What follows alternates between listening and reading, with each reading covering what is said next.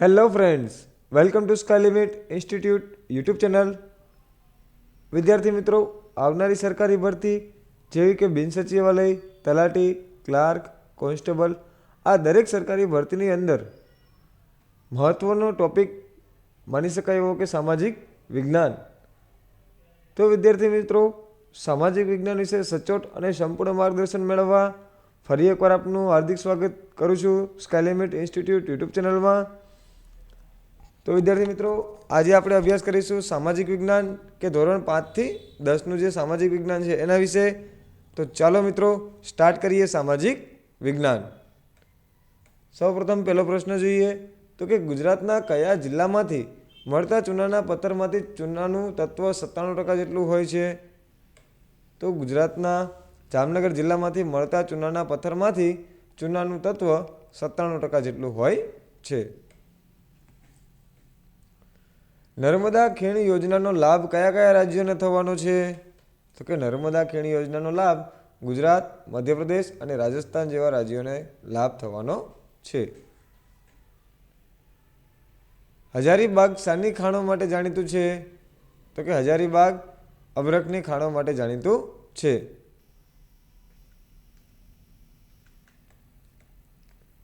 આગળનો પ્રશ્ન જોઈએ કે વિશ્વવ્યાપી ઉપયોગી ખનિજ કઈ છે? તો કે વિશ્વવ્યાપી ઉપયોગી ખનિજ લોખંડ છે. છત્તીસગઢમાં કયા વિસ્તારો લોખંડની ધાતુના ઉત્પાદનનો અગ્રેસર છે? તો કે છત્તીસગઢમાં દુર્ગ અને દંતેવાડા વિસ્તારો લોખંડની ધાતુના ઉત્પાદનમાં અગ્રેસર રહેલ છે. લોખંડની મુખ્યત્વે કયા બંદરેથી નિકાસ થાય છે? તો કે લોખંડની મુખ્યત્વે વિશાખાપટ્ટનમ, પારાદીપ અને મેંગલોર જેવા રાજ્યોમાંથી બંદરેથી નિકાસ થાય છે. પોલાદ બનાવવા માટે કઈ ધાતુનો ઉપયોગ થાય છે? તો કે પોલાદ બનાવવા માટે મેંગેનીઝ નામની ધાતુનો ઉપયોગ થાય છે. ખનિજ ગેલેના કઈ ધાતુને કહેવામાં આવે છે? તો કે ખનિજ ગેલેના સીસા ધાતુને કહેવામાં આવે છે. ખડકો તોડવાના કે દળવાના યંત્રોમાં કેવા પ્રકારનું પોલાદ વપરાય છે? તો કે ખડકો તોડવાના કે દળવાના યંત્રોમાં મેંગેનીઝ યુક્ત પોલાદ વપરાય છે. ગુજરાત રાજ્યમાં કયો વિસ્તાર મેંગેનીઝ ધાતુનો લાંબો પટ્ટો ધરાવે છે? તો કે ગુજરાત રાજ્યમાં પંચમહાલ જિલ્લામાં મેંગેનીઝ ધાતુનો લાંબો પટ્ટો ધરાવે છે, જે બાયોટિયાથી પાની સુધી લાંબો છે. કઈ ધાતુ નરમ હોવાથી તેને ટીપીને કોઈ પણ આકાર આપી શકાય છે? તો કે તાંબુ જે છે તે નરમ હોવાથી તેને ટીપીને કોઈ પણ આકાર આપી શકાય છે. તાંબાને જસત સાથે ભેળવતા કઈ ધાતુ પ્રાપ્ત થાય છે? તો કે તાંબાને જસત સાથે ભેળવતા પિત્તળ પ્રાપ્ત થાય છે. સોના, ચાંદી વગેરે સાથે મિશ્રણ તરીકે કઈ ધાતુ વપરાય છે? તો કે તાંબુ. સોના અને ચાંદી સાથે મિશ્રણમાં તાંબુ વપરાય છે. તાંબાની કાચી ધાતુનો વ્યાપક જથ્થો ધરાવનાર રાજ્ય કયું છે? તો કે તાંબાની કાચી ધાતુનો વ્યાપક જથ્થો ધરાવનાર રાજ્ય ઝારખંડ, મધ્યપ્રદેશ અને રાજસ્થાન છે. એલ્યુમિનિયમ કઈ ખનિજમાંથી મેળવવામાં આવે છે? તો કે એલ્યુમિનિયમ બોક્સાઇટ નામના ખનિજમાંથી મેળવવામાં આવે છે.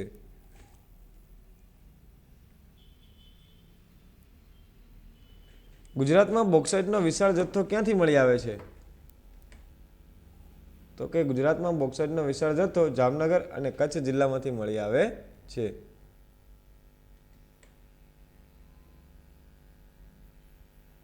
માનવીએ સૌપ્રથમ કઈ ધાતુનો ઉપયોગ શરૂ કર્યો? તો કે માનવીએ સૌપ્રથમ તાંબા ધાતુનો ઉપયોગ શરૂ કર્યો હતો.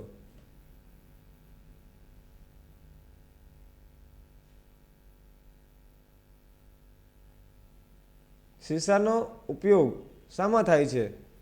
તો કે સીસાનો ઉપયોગ સ્ટોરેજ બેટરીમાં થાય છે. રેતી, પાણી અને ચૂનાના મિશ્રણને શું કહે છે? તો કે મોર્ટાર. રેતી, પાણી અને ચૂનાના મિશ્રણને મોર્ટાર કહેવામાં આવે છે. કેરોસીનના શુદ્ધિકરણમાં કઈ ખનિજ વપરાય છે? તો કે કેરોસીનના શુદ્ધિકરણમાં બોક્સાઇટ નામનું ખનિજ વપરાય છે. હેમેટાઇટ અને મેગ્નેટાઇટ એ કઈ ધાતુની કાચી ધાતુ છે? તો હેમેટાઇટ અને મેગ્નેટાઇટ તે લોખંડ ધાતુની કાચી ધાતુ છે.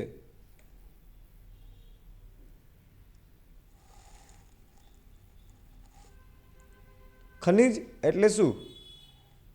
તો કે પૃથ્વીના ખડકોમાં અજૈવિક પ્રક્રિયાને કારણે રચાયેલ ચોક્કસ રાસાયણિક અને સમગુણી બંધારણ તથા વિશિષ્ટ અણુરચના ધરાવતા ઘન, પ્રવાહી કે વાયુ સ્વરૂપના પદાર્થને ખનિજ કહેવામાં આવે છે. સૌથી ઊંચી કક્ષાનો કોલસો કયો? તો સૌથી ઊંચી કક્ષાનો કોલસો એન્થ્રેસાઇટ કોલસો કહેવામાં આવે છે. રેલવે અને કારખાનામાં કયા પ્રકારનો કોલસો વધુ વપરાય છે? તો કે રેલવે અને કારખાનામાં બ્યુટેનિયસ કોલસો સૌથી વધુ વપરાય છે. બિટ્યુમિન્સ કોલસો. એન્થ્રેસાઇટ કોલસામાં કાર્બન તત્વનું પ્રમાણ કેટલા ટકા હોય છે? તો એન્થ્રેસાઇટ કોલસામાં કાર્બનનું તત્વ 90%થી 95% સુધીનું રહેલું હોય છે.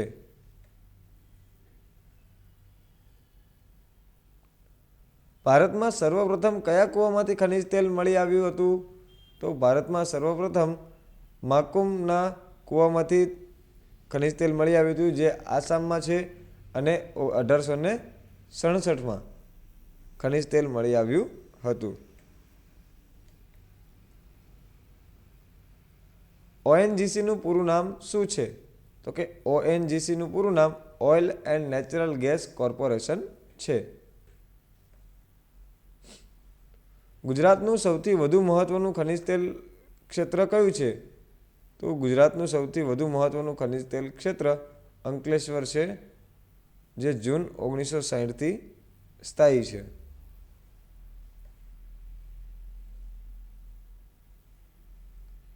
ભારતમાં સૌપ્રથમવાર રાંધણ ગેસ પૂરો પાડવાની યોજના કયા રાજ્યમાંથી શરૂ થઈ?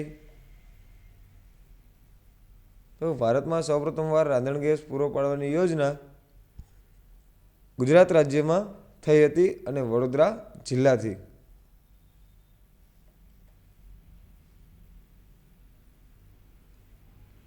ગુજરાતનું સૌથી મોટું તાપ વિદ્યુત મથક કયું છે?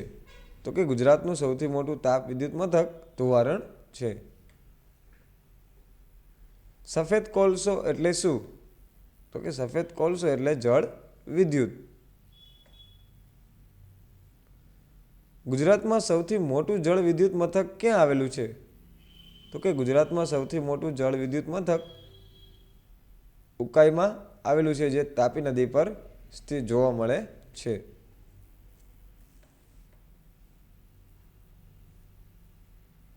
પૃથ્વીનો મૂળ ઉર્જા સ્ત્રોત કયો છે? તો કે પૃથ્વીનો મૂળ ઉર્જા સ્ત્રોત સૂર્ય છે, કે પૃથ્વી ઉપર સૂર્ય પ્રકાશના લીધે જ ઉર્જા સ્ત્રોત મળે છે.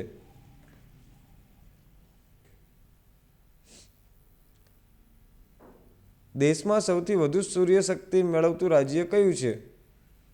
તો કે દેશમાં સૌથી વધુ સૂર્યશક્તિ મેળવતું રાજ્ય ગુજરાત રાજ્ય છે.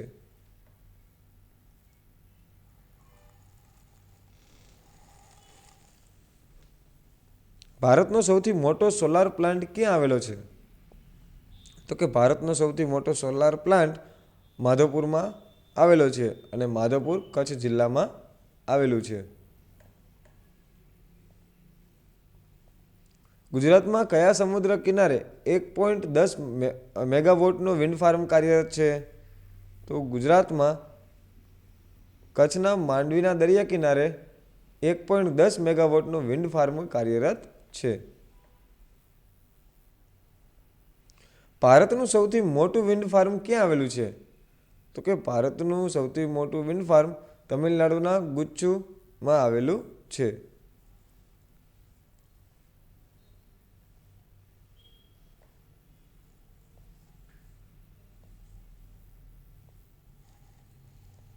ગુજરાતનું ઊની કાપડ ઉત્પાદન કેન્દ્ર કયું છે? તો કે ગુજરાતનું ઊની કાપડ ઉત્પાદન કેન્દ્ર અમદાવાદ અને જામનગર છે. ટાટા લોખંડ પોલાદ કંપની ક્યાં આવેલી છે? તો કે ટાટા લોખંડ પોલાદ કંપની ઝારખંડના જમશેદપુરમાં આવેલી છે. બોકારો પોલાદ કેન્દ્ર કયા દેશના સહયોગથી સ્થપાયું છે? તો બોકારો પોલાદ કેન્દ્ર રશિયાના સહયોગથી સ્થપાયું છે. બોકારો પોલાદ કેન્દ્ર કયા રાજ્યમાં આવેલું છે? તો બોકારો પોલાદ કેન્દ્ર ઝારખંડ રાજ્યમાં આવેલું છે.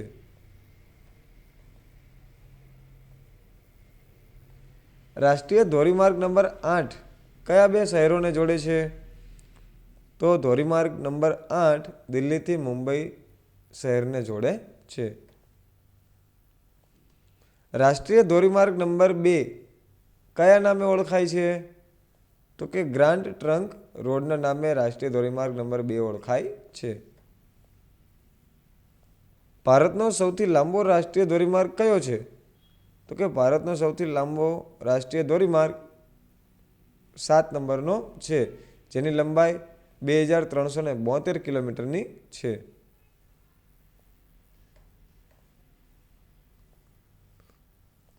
રેલવેમાં બ્રોડગેજમાં ગેજની પહોળાઈ કેટલી હોય છે? તો કે રેલવેમાં બ્રોડગેજમાં ગેજની પહોળાઈ 1.676 મીટરની હોય છે. ગુજરાતમાં સૌથી મોટું રેલવે જંકશન કયું છે? તો ગુજરાતનું સૌથી મોટું રેલવે જંકશન અમદાવાદનું છે. ગુજરાતના દરિયા કિનારે કેટલા બંદરો આવેલા છે? તો કે ગુજરાતના દરિયા કિનારે 43 જેટલા બંદરો આવેલા છે.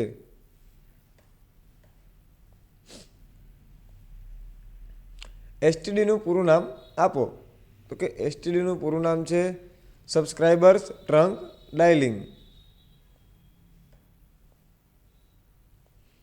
પીસીઓનું પૂરું નામ આપો. તો પીસીઓનું પૂરું નામ છે પબ્લિક કોલ ઓફિસ.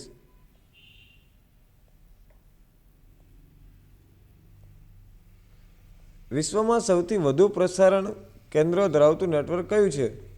તો કે વિશ્વમાં સૌથી વધુ પ્રસારણ કેન્દ્ર ધરાવતું નેટવર્ક દૂરદર્શન નેટવર્ક છે. જમ્મુથી કન્યાકુમારી વચ્ચે દોડતી ટ્રેન કઈ છે? તો કે જમ્મુથી કન્યાકુમારી વચ્ચે દોડતી ટ્રેન હિમસાગર એક્સપ્રેસ છે. હવાઈ પરિવહનનું સંચાલન કોણ કરે છે? તો કે હવાઈ પરિવહનનું સંચાલન એરપોર્ટ ઓથોરિટી ઓફ ઇન્ડિયા કરે છે. આર્થિક દ્રષ્ટિએ ભારત કેવો દેશ છે?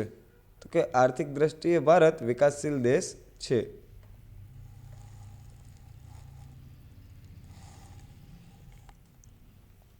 મિશ્ર અર્થતંત્ર એટલે શું?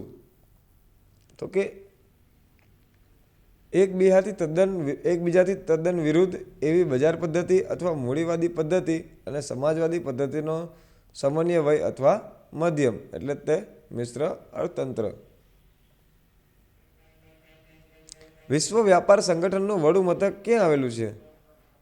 તો કે વિશ્વ વ્યાપાર સંગઠનનું વડું મથક જીનીવામાં આવેલું છે. વિશ્વ વ્યાપાર સંગઠનની સ્થાપના ક્યારે થઈ? તો કે વિશ્વ વ્યાપાર સંગઠનની સ્થાપના ઈસવીસન 1995માં થઈ. રાજ્યની આવક અને ખર્ચ અંગેની નીતિ એટલે શું? તો કે રાજ્યની આવક અને ખર્ચ અંગેની નીતિ એટલે રાજકોષીય નીતિ. WTOનું પૂરું નામ શું છે? તો WTOનું પૂરું નામ વર્લ્ડ ટ્રેડ ઓર્ગેનાઇઝેશન છે.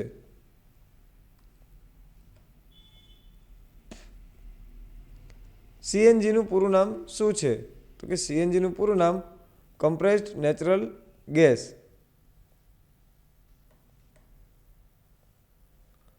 નાણાકીય નીતિ એટલે શું? તો કે સરકાર દ્વારા નાણાંનો પુરવઠો નક્કી કરવાની, અર્થતંત્રમાં જુદા જુદા ક્ષેત્રોના નાણાંની ફાળવણી કરવાની તેમજ તેમાં ફેરફાર કરવાની નીતિ એટલે નાણાકીય નીતિ. સાપેક્ષ ગરીબીનો ખ્યાલ કયા દેશોમાં વધુ પ્રચલિત છે? તો કે સાપેક્ષ ગરીબીનો ખ્યાલ વિકસિત દેશોમાં વધુ પ્રચલિત છે. વિશ્વ વ્યાપાર સંગઠનના ધ્યેયોમાં શેનો સમાવેશ થતો નથી? તો કે વિદેશી ધિરાણનો સમાવેશ થતો નથી.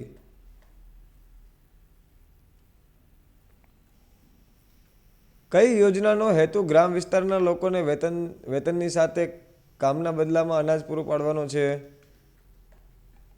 તો કે સંપૂર્ણ ગ્રામીણ રોજગાર યોજનામાં ગ્રામ્ય વિસ્તારના લોકોને વેતનની સાથે કામના બદલામાં અનાજ પૂરું પાડવાનો પણ હેતુ છે. 18 થી 35 વયના શિક્ષિત બેરોજગારોને કઈ યોજનાના અન્વયે લાભ મળે છે? તો 18 થી 35 વયના શિક્ષિત બેરોજગારોને સુવર્ણ જયંતિ શહેરી રોજગાર યોજનાનો લાભ મળે છે. વિશ્વમાં દર વર્ષે ગ્રાહક અધિકાર દિનની ઉજવણી કઈ તારીખે થાય છે? તો કે વિશ્વમાં દર વર્ષે ગ્રાહક અધિકાર દિનની ઉજવણી 15 માર્ચના રોજ થાય છે.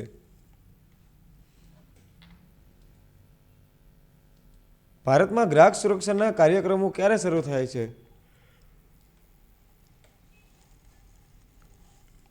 તો કે ભારતમાં ગ્રાહક સુરક્ષાના કાર્યક્રમો ઈસવીસન 1972થી શરૂ થયા છે.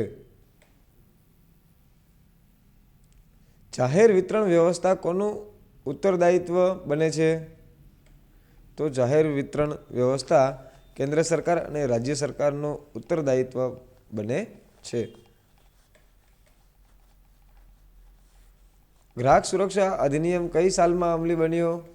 કે ગ્રાહક સુરક્ષા અધિનિયમ ઈસવીસન 1986માં અમલી બન્યો. આંતરરાષ્ટ્રીય ગુણવત્તાનું પ્રમાણપત્ર કઈ સંસ્થા આપે છે? તો કે આંતરરાષ્ટ્રીય ગુણવત્તાનું પ્રમાણપત્ર ISO નામની સંસ્થા આપે છે. કોને ગ્રાહક સુરક્ષાના જન્મદાતા માનવામાં આવે છે? તો કે રાલ્ફ નાડરને ગ્રાહક સુરક્ષાના જન્મદાતા ગણવામાં આવે છે.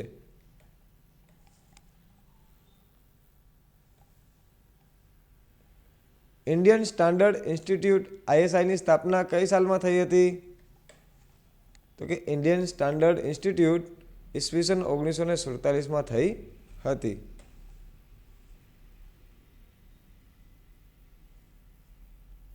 ભારતની મધ્યસ્થ બેંક કઈ છે? તો કે રિઝર્વ બેંક ઓફ ઇન્ડિયા.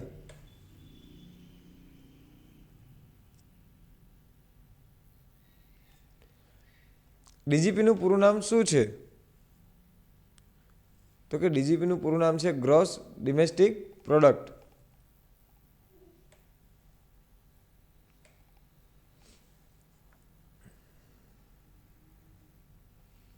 UNDPનું પૂરું નામ શું છે? તો કે યુનાઇટેડ નેશન્સ ડેવલપમેન્ટ પ્રોગ્રામ, એટલે કે સંયુક્ત રાષ્ટ્ર માનવ વિકાસ કાર્યક્રમ. જીવન ધોરણ કોના દ્વારા મપાય છે? તો કે જીવન ધોરણ માથાદીઠ આવક દ્વારા મપાય છે. HPIનું પૂરું નામ શું છે? તો કે HPIનું પૂરું નામ હ્યુમન પોવર્ટી ઇન્ડેક્સ છે.